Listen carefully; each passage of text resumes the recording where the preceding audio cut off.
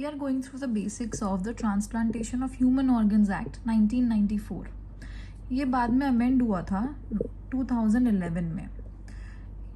This was enacted to regulate the removal, storage and transplantation of human organs and tissues for therapeutic purposes. We must know कि यहाँ पे commercial dealings को prevent करने के लिए हुआ था कि commercial dealings ना हो और ये सिर्फ थेरेप्यूटिक पर्पस के लिए हो, इसलिए इसको अमेंड किया गया. It was introduced in response to growing concerns about the illegal organ trade in India, जहाँ पे पुअर एक्सप्लॉइट हो रहे थे और उनको ऑर्गन्स को सेल करने के लिए को फोर्स किया जा रहा था, पर्टिकुलरली किडनीज, जिससे वो वेल्दी रेसिपिएंट्स तक पहुँच पाएँ, often through brokers and in medically unregulated environments. The act sought to strike a balance between the medical need for organ transplants and the ethical imperative to protect vulnerable populations from exploitation. तो exploitation से prevent करने के लिए ये act बनाया गया कि wealthy poor से इसको exploit ना कर पाएँ, या फिर brokers हैं या फिर जो unregulated systems हैं. India as a party to the WHO guidelines का पार्टी है, और जो बाकी एथिकल स्टैंडर्ड्स बने हुए हैं, needed a strong regulatory framework to monitor करने के लिए इसकी ज़रूरत थी, और जिससे पब्लिक ट्रस्ट बन पाए in the system. Despite its noble intent, इसके ना बहुत सारे ड्रॉबैक्स हैं या इश्यूज आ रहे हैं, जैसे स्ट्रक्चर में एथिक्स और एडमिनिस्ट्रेटिव इश्यूज हैं. सबसे इम्पॉर्टेंट जो चैलेंज है वो है proliferation of illegal organ trade. Organ trade चल रहा है जो इलीगल है, एक्ट के बावजूद ये सब हो रहा है.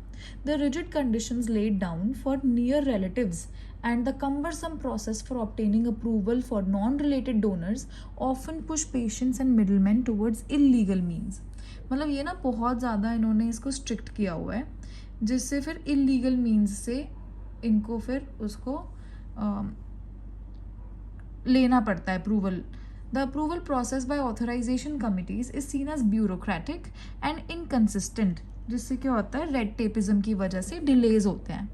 Further, the Act does not fully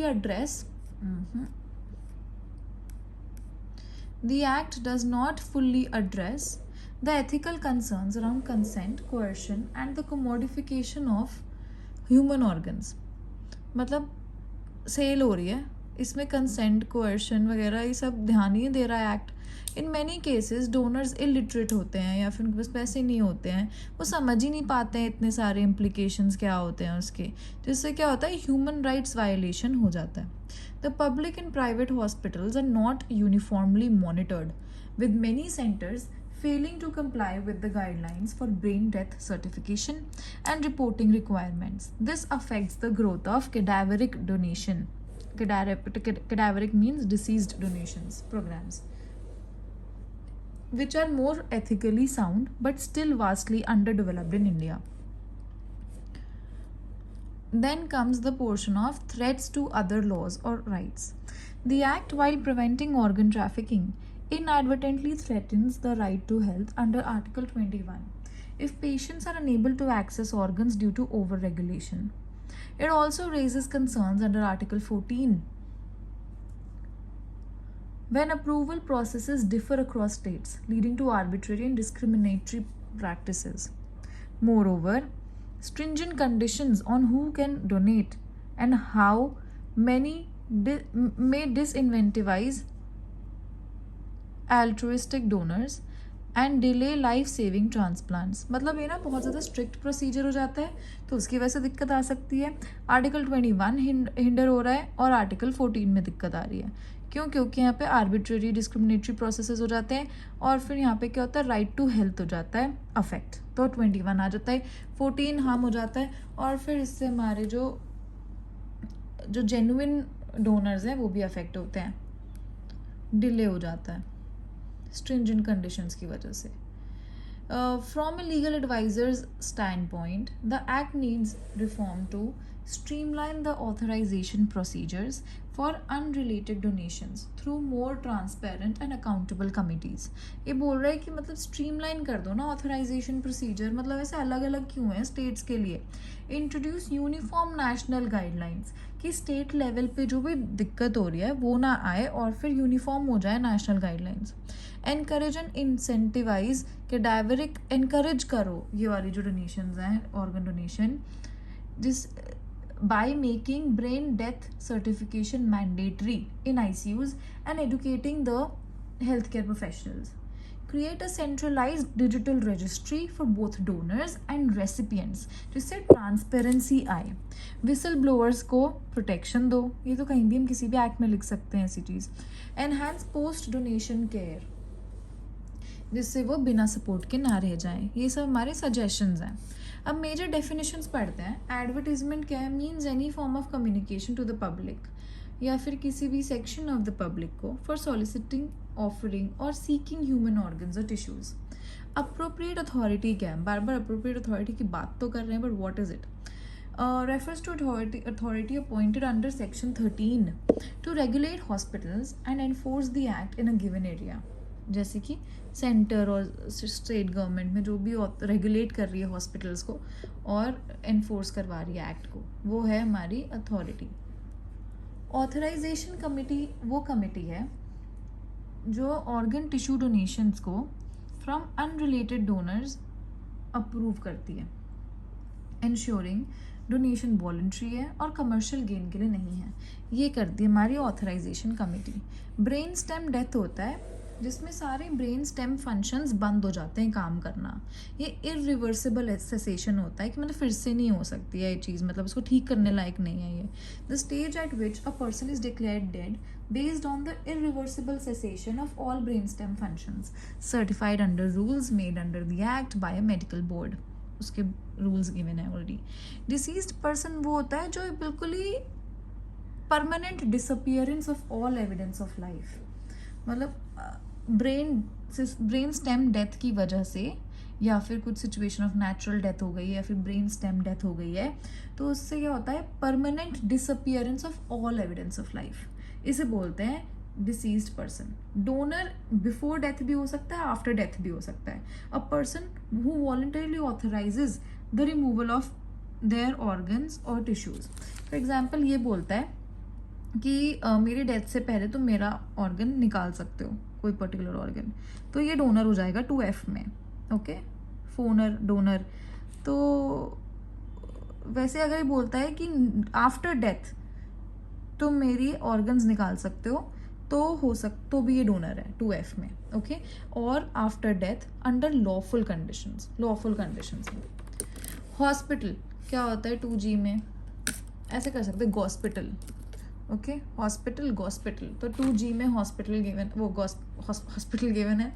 includes a nursing home, clinic, medical centre और other institutions by whatever name called, providing medical or surgical treatment for the sick or injured or for organ transplantation.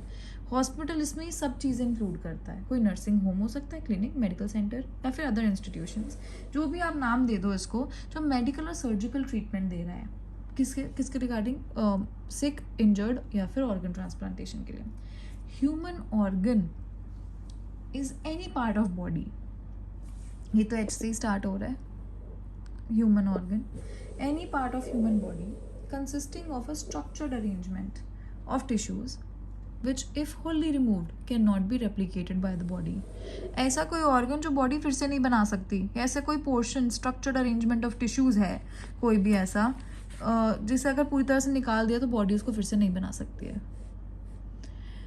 Near relative क्या होता है? 2I में given है. I मतलब मेरे near relative I. Okay, 2I में given है near relative. ये क्या क्या होता है? पार्टनर हो गया, spouse, son daughter, father mother, brother और सिस्टर, ग्रैंड पेरेंट्स और ग्रैंड चिल्ड्रन. मतलब मोस्टली बहुत वाइड बना रखी है ये. Also includes any person related by blood as may be prescribe by rules introduce by amendment to widen the scope of relatives. Okay, scope of relatives को बढ़ाने के लिए उन्होंने कोई और भी अगर ब्लड से रिलेटेड है जो भी रूल्स में प्रिस्क्राइब्ड है वो भी इंक्लूड हो सकता है. रेसिपिएंट है 2J में. द पर्सन टू हुम जिसको ट्रांसप्लांट कर रहे हैं।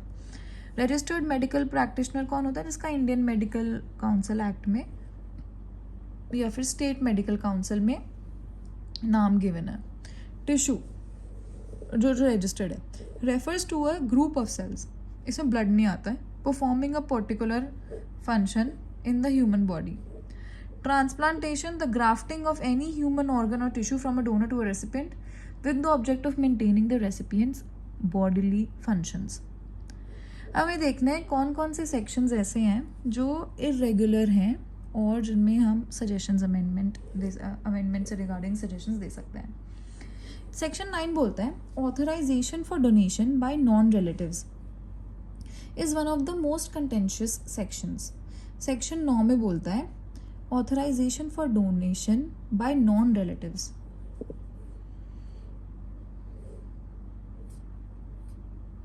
Issue क्या है? The requirement for authorization committees to evaluate emotional ties between donor and recipient is vague, subjective and inconsistent in practice. इसमें suggested क्या है कि clear documentation requirements मांगो and create central panels with uniform standards for non-related donations. कुछ ऐसे donations होते होंगे जिसमें वो लोग रिलेटेड नहीं है, तो फिर हमें सबकी ज़रूरत है। Authority for removal of human organs और टिश्यूज अंडर चैप्टर 3, ये जो रिमूवल है वो सिर्फ रजिस्टर्ड हॉस्पिटल्स में हो सकता है and only under certain conditions. For living donors only after ensuring free, informed and voluntary consent when the donor is a near relative. For deceased, removal is permissible if the person has consented before death. अब इसने पहले बोल दिया कि हमें death के बाद निकाल लेना मेरा ऑर्गन, तो फिर हो सकता है कंसेंट कर रखा है, या फिर next of kin has given consent and brain stem death has been certified by the board of medical experts. The authorisation for removal उसका एक वो होता है, कंप्लाई करना चाहिए उस फॉर्म से and be supported by appropriate documentation and ethical clearance. ये था अथॉरिटी कैसे मिलती है। ये सिर्फ रजिस्टर्ड हॉस्पिटल्स में हो सकता है और सर्टेन कंडीशंस में हो सकता है। For living donors free, informed, voluntary consent होना चाहिए when the donor is a near relative. Deceased के लिए क्या है कि removal is permissible if the person has consented before death or the next of kin has given consent and brain stem death has been certified. और ये भी होना चाहिए must comply with form 10 of the transplantation rules and be supported by appropriate documentation. Regulation of hospitals में क्या है? Only registered hospitals under the act can perform the transplants. उनको maintain करना है proper of course infrastructure कि ICU वगैरह भी होना चाहिए. Trained transplant surgeons and technicians, record of all transplants conducted, a transplant coordination committee, adherence to bioethical norms including informed consent. Hospitals must undergo regular inspections by appropriate authority and are subject to penalties for violations. Then we have appropriate authority. Section 13 में क्या बताता है कि जो functions क्या हैं इसके, ये रजिस्ट्रेशन जैसे बोला कि हॉस्पिटल्स रजिस्टर्ड होने चाहिए, उनको ग्रांट करता है, रिन्यू करता है उनका रजिस्ट्रेशन, इंस्पेक्शन करता है, investigate complaints and violations, suspend and cancelling registrations for violations. ठीक है, अगर जैसे उसने इन्वेस्टिगेट किया कंप्लेन को, कुछ दिक्कत आ गई तो सस्पेंड करने का भी राइट होना चाहिए. Enforcing compliance with the act and the transplantation rules, इसको ध्यान रखना है कि हॉस्पिटल सब ध्यान रख रहा है, कंप्लायंस कर रहा है. They serve as regulatory and enforcement bodies often comprising senior health officials, legal experts and medical professionals. तभी तो उनको नॉलेज होगी सब चीज़ों की जब अच्छे पढ़े लिखे लोग होंगे उसमें. However, many states have failed to empower these adequately and maintain proper staff, और उसमें फिर enforcement में कमी आ जाती है. Hospitals का registration एक रोल है इसका appropriate authority का. So this section mandates that only hospitals registered under the act can conduct removal, storage and transplantation of human organs or tissues. इसका एम क्या था हमारा कि कमर्शियल डीलिंग नहीं होनी चाहिए और एक्सप्लॉयटेशन ना हो पुअर इंडिविजुअल्स का. This section mandates that only hospitals can conduct, जो रजिस्टर्ड है, the hospital must apply in form 12 form 12 में हॉस्पिटल ने अप्लाई कर दिया कि भैया हमें वो दे दो एंड सबमिट डिटेल्ड कि रजिस्टर कर दो हमें and submit detailed information about staff, equipment, consent procedures and record keeping practices. जब ये जो हॉस्पिटल है, जब ये सब डिटेल्स दे देगा, फॉर्म 12 भर दिया उसने, ये सब डिटेल्स दे दी कि भैया हमें रजिस्टर कर दो, registration is valid for 5 years और उसके बाद ये रिन्यू भी हो सकता है। Non registered hospitals performing transplants are liable for penalties. अब कुछ भी गड़बड़ की है, including cancellation, imprisonment of administrators और डॉक्टर्स इन्वॉल्व। अब जैसे नॉन रजिस्टर्ड हॉस्पिटल्स हैं, रजिस्ट्रेशन कराया नहीं है और आ गए हैं ट्रांसप्लांट करने, तो उनको पेनल्टी भरनी पड़ती है, या और फिर कैंसिलेशन भी हो सकता है, इम्प्रिजनमेंट हो सकता है, जो भी डॉक्टर्स इसमें इन्वॉल्व हैं। इससे क्या होता है, standardise this provision aims to standardise medical procedures and ethical safeguards, कि मतलब एकदम स्टैंडर्डाइज हो जाए, ऐसे कुछ कहीं पे कुछ हो रहा है कहीं पे कुछ हो रहा है ऐसा ना रहे। और however lack of regular audits या जो पॉलिटिकल इन्फ्लुएंस है इसके ऊपर, इससे क्या होता है कि वीकन हो गई है इसका जो इन्फ्लुएंस है। ये हमारा last portion that we are covering in offences and penalties. This chapter lays down strict penalties to deter illegal trade and unethical practices. पर इसमें हमें लास्ट में क्या पता चलता है कि ये भी ना काम नहीं कर पा रहा है। While this chapter is strong on paper, implementation is weak and there have been several scandals where the brokers and hospitals have colluded, साथ में आए हैं, to forge documents and conduct transplants for profit। तो इसमें ना implementation week है, बहुत strong है पेपर में, बट इसकी इम्प्लीमेंटेशन वीक है। अभी हमें 5 वो पढ़ने हैं जिसमें we will go through the offenses and the penalties। तो in section 18, 19, 20, 21, 22 हमें 5 सेक्शंस पढ़ने हैं। Let us go through it. Punishes removal 18 में क्या है, punishes removal of organs without authority. अब बिना अथॉरिटी के हटा दिया इन्होंने, ठीक है, ऑर्गन रिमूव कर दिया विदाउट अथॉरिटी। तो उसका क्या है, 10 years तक सज़ा एंड 20 lakhs तक फाइन। बहुत बड़ा फाइन है और इतना होना भी चाहिए। It's the organ that we are talking about. Punishes commercial dealings in human organs. इसमें कमर्शियल डीलिंग नहीं होनी चाहिए, अगर होती है तो यही पनिशमेंट है इसकी, ठीक है।